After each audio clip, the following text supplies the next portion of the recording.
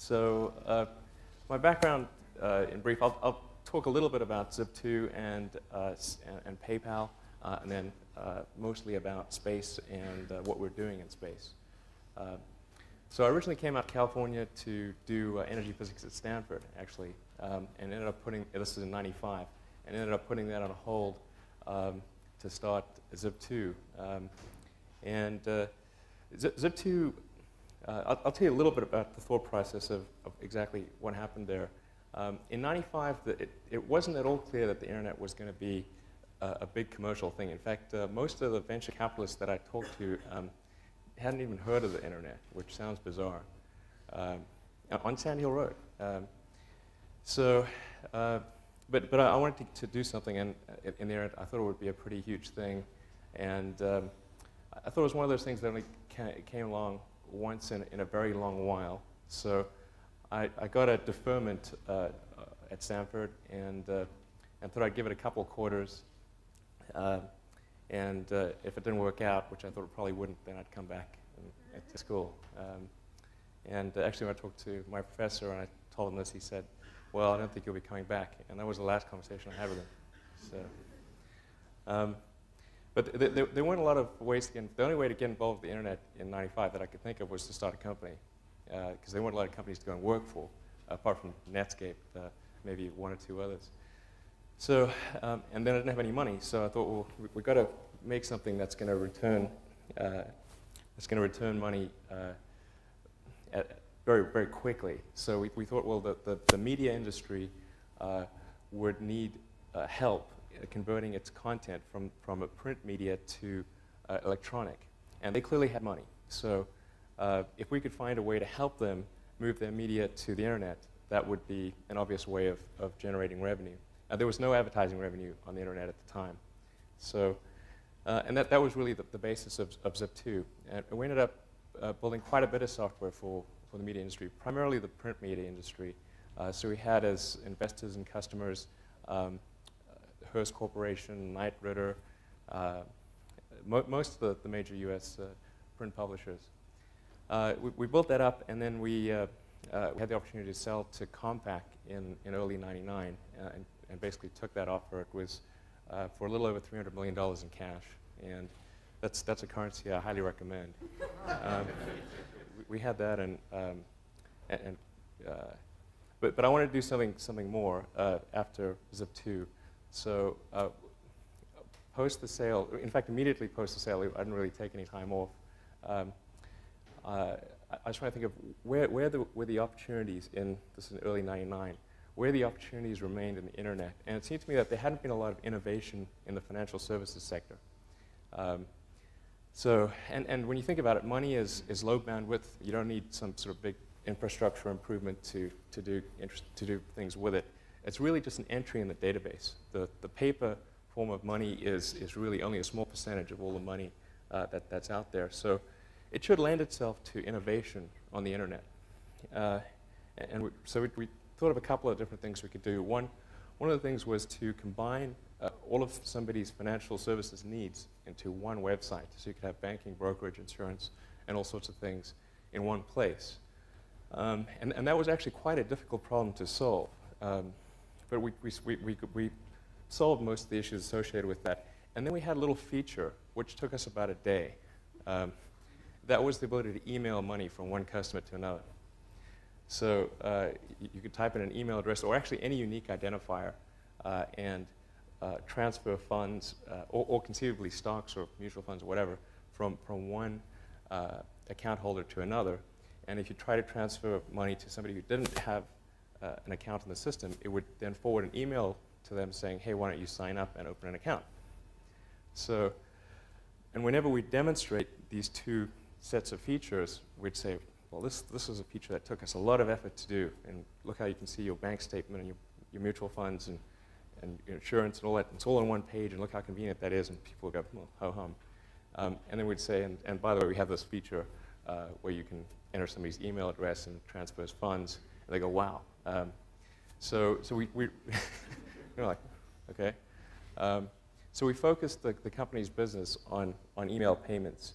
And in the early going, the company was called X.com. And then there was another company called Confinity, which had actually also started out from a different area. They started out with Palm Pilot cryptography, and then they had as a demo application the ability to beam token payments from one Palm Pilot to another via the infrared port.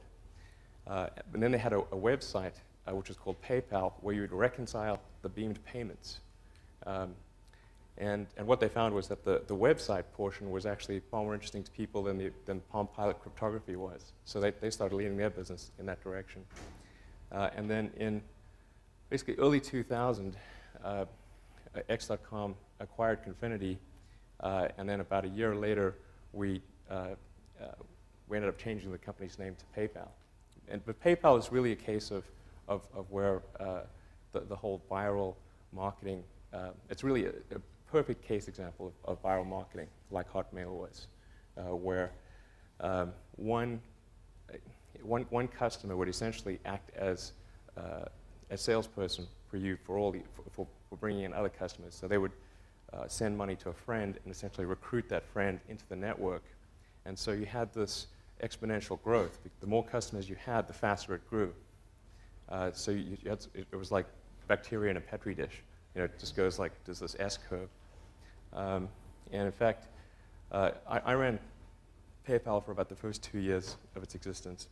And we launched after year 1, and by the end of year 2, we had 1 million customers.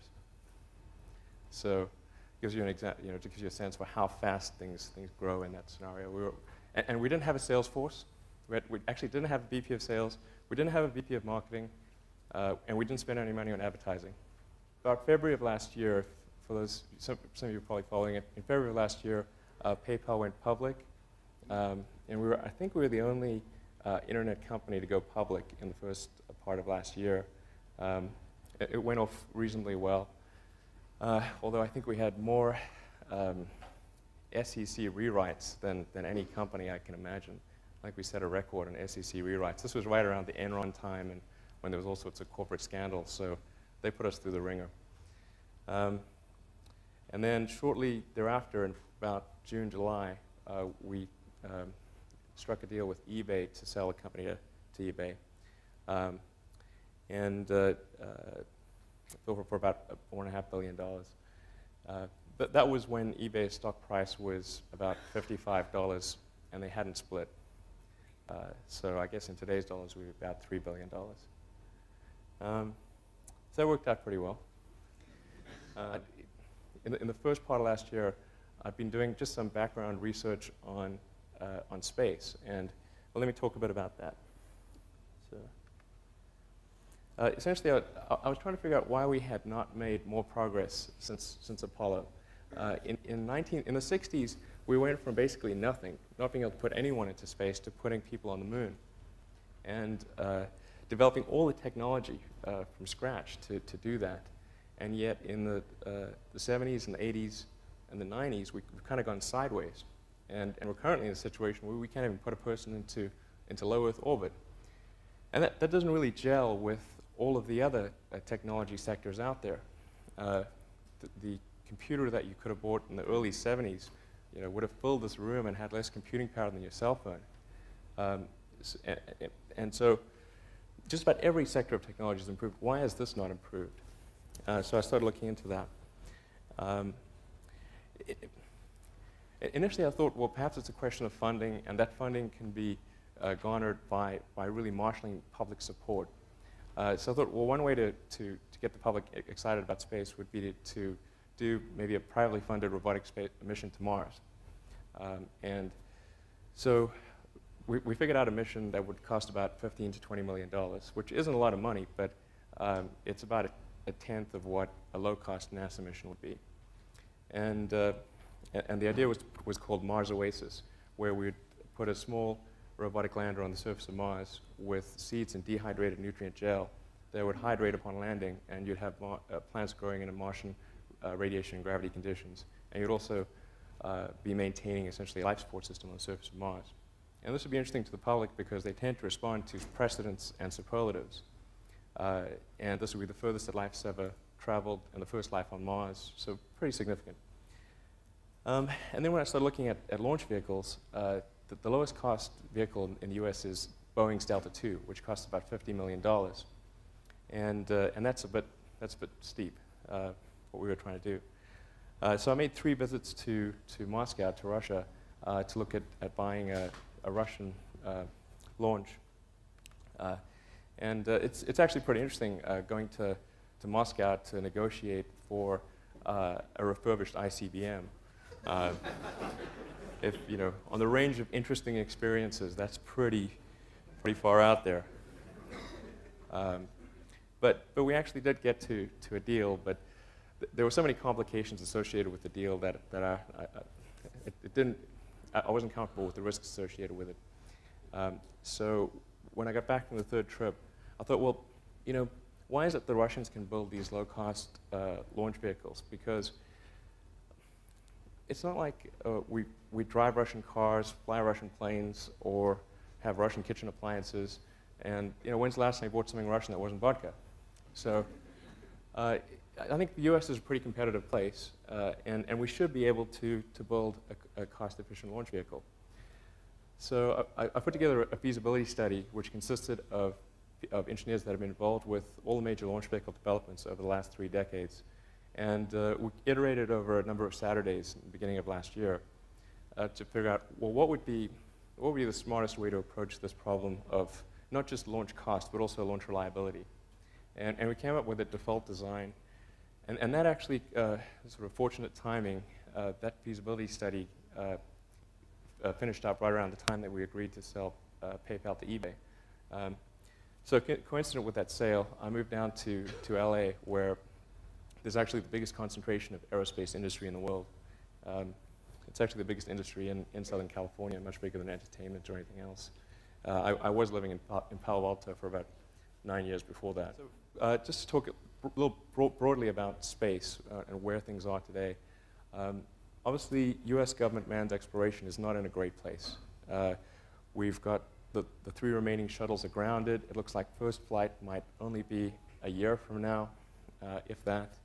And we've got a vehicle that is incredibly expensive and really quite dangerous.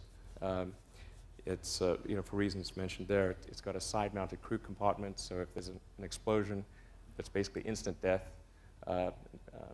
You've got solid rocket boosters, which once you ignite them, you can't turn them off.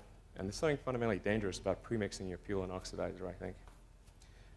And then you've got wings and control surfaces. When you re-enter, you've got to maintain a precise angle of attack. Even a momentary variance in that can break the whole vehicle apart.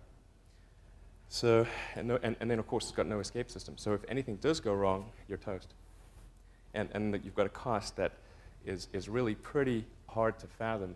The shuttle program, when you add up all the pieces, is about $4 billion a year. And so you can divide $4 billion by the number of flights, and that'll tell you what the cost is. And if there's, say, 4 flights a year, which they haven't been for a while, then you're talking about $1 billion a flight.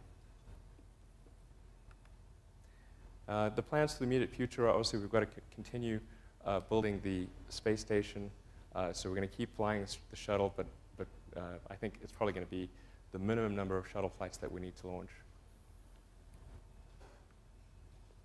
The long-term plans are to build something called orbital space plane. And I say plane in quotes because one of the options is a capsule. So it should be called maybe orbital space thing. But the basic idea is to have something that's hopefully a little cheaper and a lot safer than the space shuttle. So in particular, it's going to have an escape system. So if something does go wrong, you can abort to safety. The downside is that while it might be a little cheaper, it's still going to be pretty darn expensive. The estimated cost per flight of orbital space plane is somewhere in the region of $300 to $400 million a flight. And of that amount, just $200 million alone goes to Boeing for the Delta IV Heavy expendable booster. It's a $15 billion development effort and expected to be completed in 9 or 10 years. Now, typically things have not been under budget and under time. So it's unlikely, I think, given historical precedent, that it will stay within $15 billion and the 2012 timeline. And a bit about what's going on elsewhere in the world. In Russia, the Soyuz is our only access to space station. It's considerably cheaper, considerably safer. The Soyuz has a very good track record. The crew is top-mounted. It has an escape system. There are no wings or control surfaces to go wrong. Overall, it's a pretty good system. And the estimated costs are about $60 million a flight, which is more than an order of magnitude less than the space shuttle. The thing that constrains them, obviously, is the weakness of the Russian economy. It's very hard for them to embark on ambitious programs with an economy the size of Belgium. So China is probably the most interesting thing that's going on in space. This month, China is expected to be only the third. It's expected to launch their first person into space. They'll make them only the third country ever to put someone in orbit. They've put a lot of money and effort into this program. If anything serves as a spur for human space exploration, it is likely to be China's ambitions in space, and hopefully a sense in America that we want to at least keep up with China. And they have grand ambitions beyond just low Earth orbit. They're planning on setting up a space station, putting a base on Mars, and eventually sending humans to Mars. So what's happening in the US that I think might ultimately surpass all of that stuff is entrepreneurial space activities, where things are led by the spirit of free enterprise. And I think there's perhaps an analogy here where just as DARPA served as the initial impetus for the internet and underwrote a lot of the costs of developing the internet in the beginning, it may be the case that NASA has essentially done the same thing by spending the money to develop some of the fundamental technologies in the beginning, and then once we can bring sort of the commercial free enterprise sector into it, then we can see the dramatic acceleration that we saw in the internet. So there are several serious launch vehicle efforts underway. Talk about each one. There's Burt Rutan of Scaled Composites. Burt Rutan is one of the world's foremost aircraft designers, and he's developed a suborbital vehicle that they're actually flying out of Mojave. This is an X-Prize class vehicle. There's John Carmack, who wrote Quake and Doom. He's probably one of the best software engineers in the world, one of the best engineers that I know, period. And he's developing a vertical takeoff and landing vehicle. Jeff Bezos, who I understand was here last week, is a huge space advocate. And it's my understanding that he intends to spend something on the order of $1 billion over the next 20 years on space exploration. And then my company, SpaceX. And I think within the next several years, these entrepreneurial efforts will actually be what drives space exploration. That's a picture of the Burt Rutan effort. It's called White Knight is the carrier plane, and then Spaceship One is the thing that's held in the belly there. And this project is supposedly funded by Paul Allen.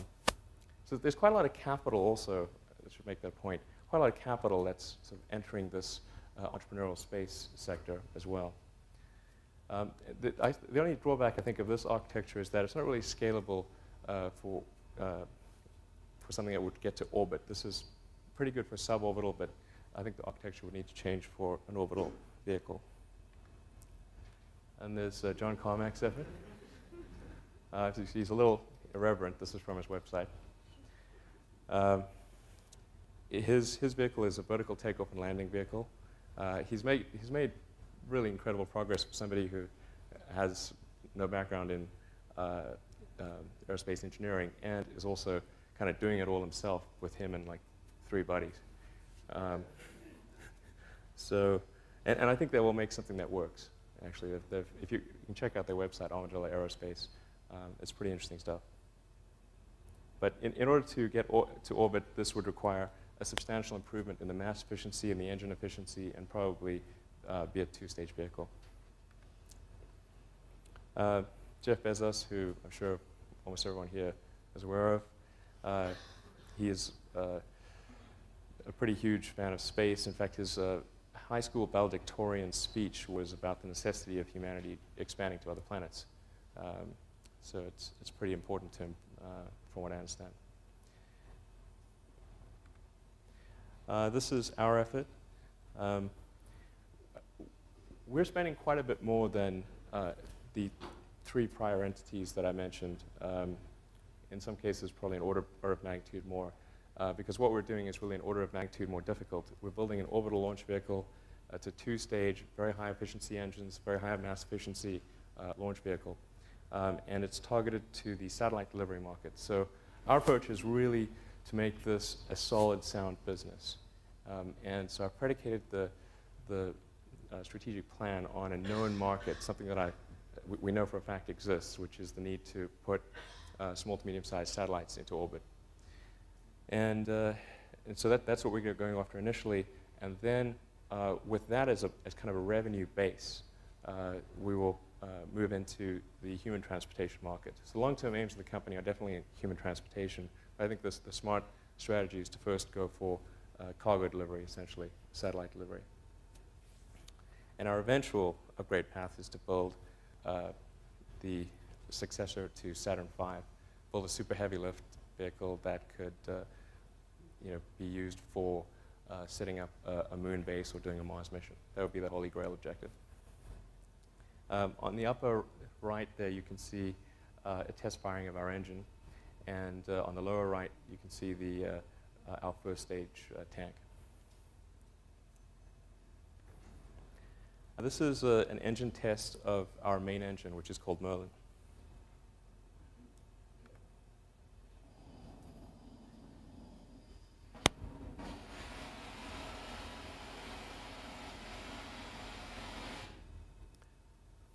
And that generates about roughly 75,000 pounds of thrust at sea level. This is our upper stage engine. It's about 7,500 pounds of thrust in vacuum.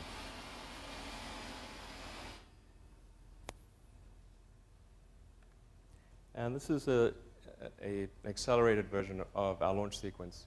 Our first launch will be from the SpaceX launch complex at Vandenberg Air Force Base in approximately March of next year, basically early next year. And we will be flying a Navy satellite, Navy communications satellite. So it's notable because often launch vehicle companies are not able to get a paying customer on their first flight, but we've been able to do that.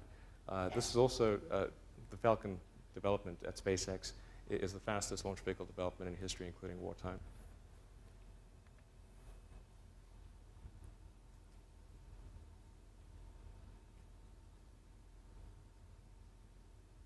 So that's actually Vandenberg Air Force Base, which is about 2 hours away from Santa Barbara. Well, I guess both of them had software as the heart of the technology. Even though Zip2 was servicing the media sector, and obviously PayPal was servicing the financial sector, the heart of it was really software and internet-related stuff. So certainly that's a huge commonality. They were both in Palo Alto, where I lived.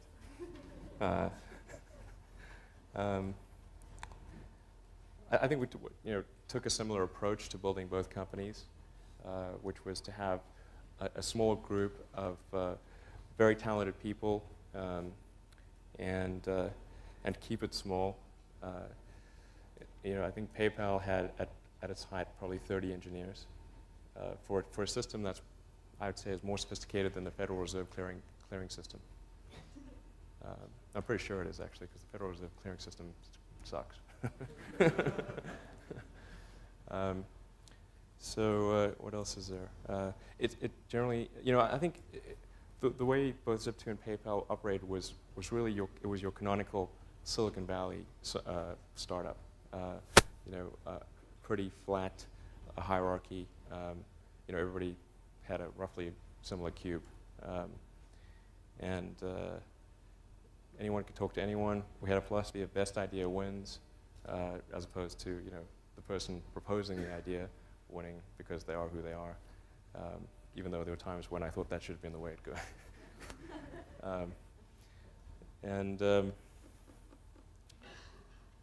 Obviously, everyone was an equity stakeholder. Give us anything.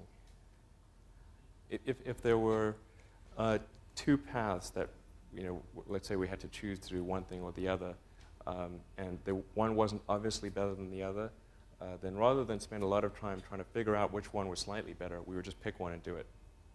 And sometimes we'd be wrong, and we'd pick the suboptimal path. But often it's better to pick a path and do it than to just vacillate endlessly on a choice. We didn't worry too much about intellectual property, paperwork, legal stuff. We really were very focused on building the best product that we possibly could. Both Zip2 and PayPal were very product-focused companies.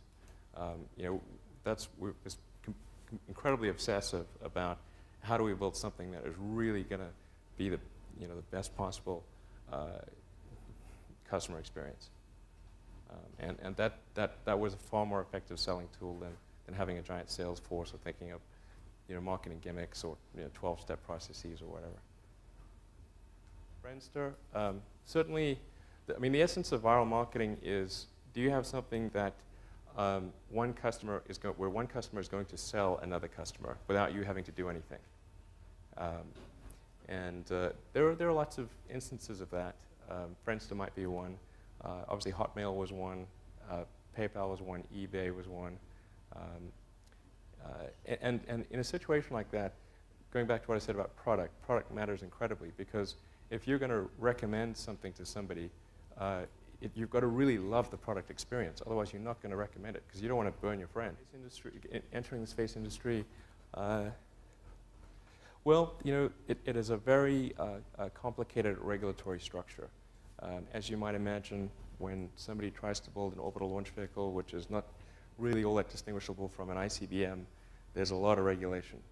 And there probably should be, because you don't want to launch something and end up hitting LA, where I live. Probably the regulatory stuff was very difficult. The environmental approvals certainly proven very difficult, much more so than we expected. Here in Silicon Valley, what I came to appreciate is in Silicon Valley, you live in a libertarian paradise. There's almost no regulation. And what can be very frustrating is that regulation is often irrational. It doesn't make any sense. But you've got somebody there who's simply executing a set of rules, independent of whether those rules make sense. And you can try to convince them that the rules don't make sense, and they won't listen to you. So probably regulation is the most annoying thing. I would say overall, though, I'm very pleased because I think we've had a very smooth development process. And on the whole, I can't complain at all.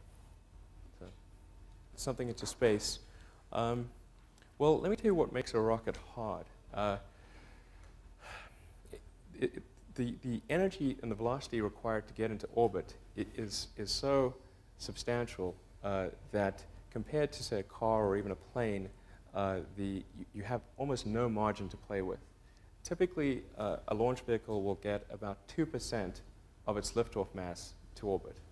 So, and that's the case for Falcon. And so if you can only get 2% of what your rocket weighs to begin with to orbit, if you're wrong by 2%, you're not going to get anything to orbit. Come crashing down in the Pacific somewhere. That means all of your calculations have to be right. If you miscalculate something, you get an answer wrong, it blows up. And it's very expensive trying to get all your answers right, and then double checking that they're right, and testing them all, and doing as much as you can on the ground. I think that's a lot of what makes rockets expensive. The low launch rate typically is also what makes rockets expensive. If you had, thousands of flights a year, then it would be a lot cheaper. Although it's a bit of a chicken and egg, because it needs to be cheaper in order to have thousands of flights a year. But at the end of the day, in the final analysis, I would say that rockets really should be a lot cheaper than they are today. And I think the way that they're built, the way they're operated, is just very inefficiently. And I think with SpaceX and Falcon, we're gonna show that that's the case. Our vehicle will sell for about $6 million a flight. That our nearest competitor is the Pegasus from Orbital Sciences, which is about $25 million a flight, and that has less capability than our rocket. Falcon will represent a pretty substantial breakthrough on the cost of access to space. Can you talk a little bit about the difference in the customer base you have to target with SpaceX versus experiences with like PayPal, and how much more of a challenge that presents? Yeah, the customer base with SpaceX is just it's dramatically different, obviously, from PayPal. PayPal's a consumer product, whereas SpaceX, we're selling rockets, and the number of people who want to buy rockets is quite small. If anyone here has $6 billion and wants a rocket, I mean, I'd be glad to sell it to them. So it's much more of an individual selling process. There's a great deal more thought that goes into any purchase of a launch, much more so than signing up a PayPal account, which doesn't really cost you much. Yeah, and there's not a lot of viral marketing that's going to happen with the rocket, I suspect. I'm hoping, but I'm not counting on it. So it's probably come in all sizes, shapes, and flavors. I'm not sure there's any one particular thing. For me, some of the things I've described already, I think, are very important. I think really an obsessive nature with respect to the quality of the product is very important. So being obsessive compulsive is a good thing in this context. Really liking what you do, whatever area that you get into. Given that even if you're the best, there's always a chance of failure. So I think it's important that you really like whatever you're doing. If you don't like it, life is too short. I'd say and also if you like what you're doing, you think about it even when you're not working. I mean, it's something that your mind is drawn to. And if you don't like it, you just really can't make it work, I think. SpaceX is about 30 people. And what we do internally at SpaceX is we do all of the design, analysis, integration of hardware, testing, and then launch operations. But a lot of the heavy manpower stuff, like welding together our primary structure, the heavy machining, and so forth, that we outsource. So we'd be a much larger company if we did all of that internally. And sorry, you had another part to your question? Just lawyers, regulatory. Oh, yeah. Actually, we don't have any lawyers. The regulatory stuff that we deal with is very technical. It's really a lot like trying to get an airplane certified with the FAA. We're just getting a rocket certified. So our documentation it's very. I wish we could offload it to some lawyers. They wouldn't know what the heck to do. So, does the Wharton degree help? I think a business degree teaches you a lot of the terminology. It introduces you to concepts that you would otherwise, there's terminology. There's something to be said for that. Introduces you to concepts you would otherwise have to learn empirically. I think you can learn whatever you need to do to start a successful business, either in school or out of school. School, in theory, should help accelerate that process, and I think it oftentimes it does. It can be an efficient learning process, perhaps more efficient than empirically learning lessons. But really, I think there are examples of successful entrepreneurs who never graduated high school, and there are those that have PhDs. So I think the important principle is to be dedicated to learning what you need to know, whether that is in school or empirically. Well, I should point out that Falcon, our first vehicle, doesn't really have the same capability as either the Chinese, the Russian, or the space shuttle vehicles that I mentioned. Falcon would be in the light class of launch vehicles, whereas the space shuttle would be a heavy class launch vehicle. So it's not quite an apples to apples comparison. However, the right comparison would be Falcon compared to the Pegasus from Orbital Sciences. Falcon is $6 million. The Pegasus is $25 million. The way we've gotten our prices low, our costs low, is we've really focused on every element of the launch vehicle. There's really no one silver bullet that has been responsible for a substantial portion of the cost savings. It's been really hundreds of small innovations and improvements. And so we've done improvements in the propulsion system, the structure, the avionics, and the launch operations, as well as maintain a very low overhead organization. And when you add up all the things we've done in those areas, that allows us to produce a launch vehicle at $6 million. As far as PayPal, there were a lot of back office relationships that we needed to establish and to attach to various heterogeneous data sources. We needed to attach to the credit card system for processing credit cards. We needed to attach to the Federal Reserve System for doing electronic funds transfers. We needed to attach to various fraud databases to run fraud checks. There was a lot that we had to interface with, and that took a while, but it all came together, I think, roughly simultaneously. I mean, developing the software and having it ready for the general public reasonably coincided with us being able to conclude those deals and interface with the outside vendors, and all that took about a year.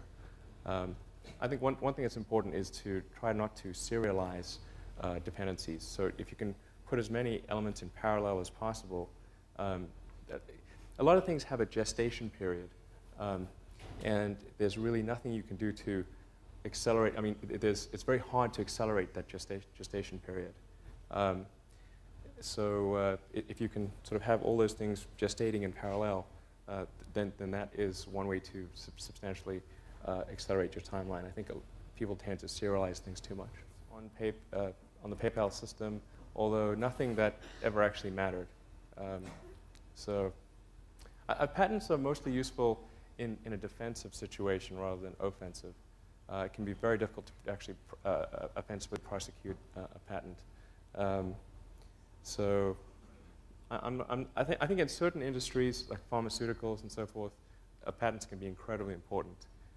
In software, particularly when you've got a very rapid life cycle, where you got a patent, but now it's redundant, so who cares? It's less relevant when you've got a rapid life cycle. I've looked at the various. There are a couple things that I think are pretty bogus. One is space mining. Another is space solar power. I mean, if you calculate how much it costs to bring either the photons from space solar power, back to Earth, or the raw material back to Earth, the economics don't make sense. You just can't close the economic case. Not even by. It's probably off by 3 orders of magnitude. I think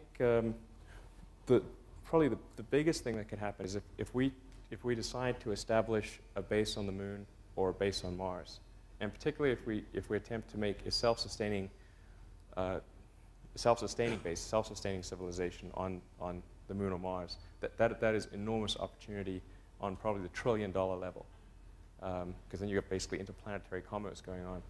I think that's pretty huge. But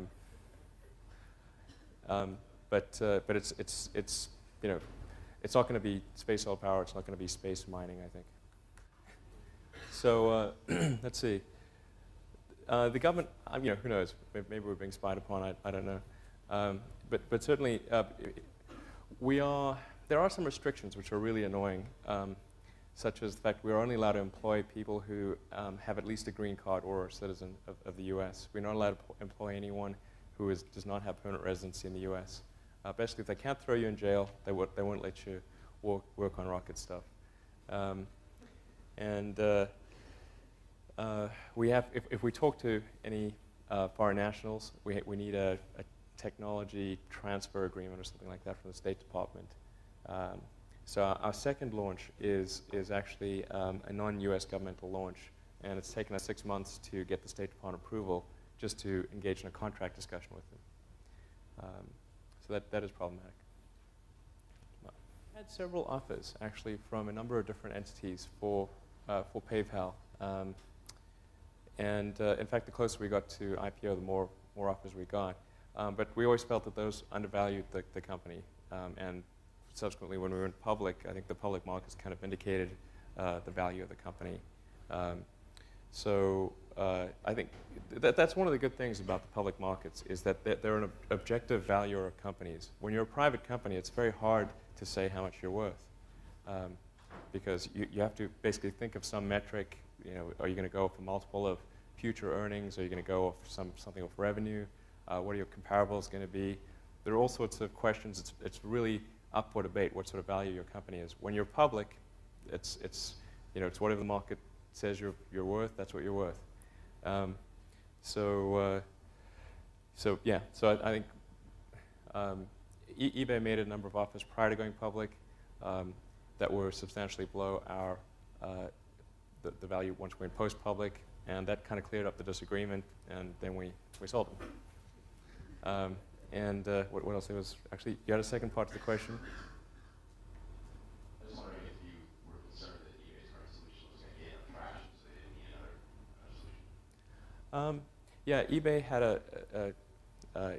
it was initially BillPoint, and then it was eBay Payments, and it was really a pretty tough, long-running battle of PayPal versus eBay's payment system, and it was certainly a very challenging. I mean, I think it was, there were times when it felt like we were trying to win a land war in Asia, they kind of set the ground rules, or trying to beat Microsoft in their own operating system. It's really pretty hard.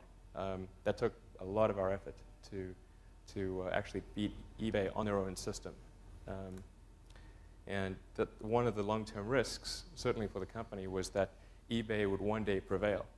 And one way to retire that risk, obviously, was to sell to eBay. During the summer of '95, trying to make useful things happen on the internet. I wrote something that allowed you to get maps and directions on the internet, and then something that allowed you to do online manipulation of content, kind of a really advanced blogging system. And then we started talking to small newspapers and media companies and so forth, and we started getting some interest. I mean, half the time we'd be like, what's the internet? Even in Silicon Valley. But then occasionally somebody would bite, and we'd get a little bit of money from them. And then there was basically only about 6 of us. There were myself, my brother, who I convinced to come down from Canada, and a friend of my mom's. And then 3 salespeople we hired on contingency by putting an ad in the newspaper. But things were pretty tough in the early going. I didn't have any money. In fact, I had negative money. I had huge student debts. So, in fact, I couldn't afford a place to stay and an office. So I rented an office instead, because I got a cheaper office than I could get a place to stay. And then I just sort of slept on the futon and showered at the YMCA on Page Mill in El Camino. I was in the best shape I've ever been. Go to shower, work out, and you're good to go. And there was an ISP on the floor below us, just a little tiny ISP, and we drilled a hole through the floor and connected a null modem cable. That gave us our internet connectivity for like $100 a month. So I mean, we had just an absurdly tiny burn rate, and we also had a really tiny revenue stream. But we actually had more revenue than we had expenses. So when we went and talked to VCs, we could actually say we had positive cash flow. There's no silver bullet that I can point to as to why our vehicle is a lot cheaper. We've really focused on reducing the cost across the board. I mean, for one thing, our overhead in a 30-person company is, an order of magnitude less than it is in Lockheed or Boeing, just for starters. So even if we did everything the same and built the same launch vehicle, we'd be considerably cheaper. And then every decision we've made has been with consideration to simplicity. And the reason for simplicity is because that both improves the reliability as well as reduces your cost. If you've got fewer components, that's fewer components to go wrong and fewer components to buy. I think there's a fairly significant innovation in our airframe, which is semi-pressure stabilized monocoque with variable skin thickness and a common bulkhead, if you know what that means. I would need a diagram to explain it all. But the net result is that it's very cheap, and it's very mass efficient, and I think easy to test and quite reliable. Our avionics system, I'll give you another example. Our avionics system, we use an Ethernet on the vehicle to communicate. That may not sound like a great innovation, but it is in launch vehicles. All the other launch vehicles communicate in the vehicle by these serial cables that run the entire length of the vehicle. And so you've got these giant copper bundles as thick as your arm running up and down the vehicle. It makes it heavy, it makes it expensive, and there's things like that which, when you add them all up, it makes a huge difference. So, good question. That's a good question. No, I would not. I think SpaceX is not. This is advanced entrepreneuring, and it may also. I can't tell you how many people have said that. The fastest way to turn, the fastest way to make a small fortune in the aerospace industry is to start with a large one. Hopefully that doesn't work out. But I would definitely. I think space is a tough one for first-time entrepreneurs. You're better off starting with something that requires low capital, and space is a high capital effort. Sorry, last question.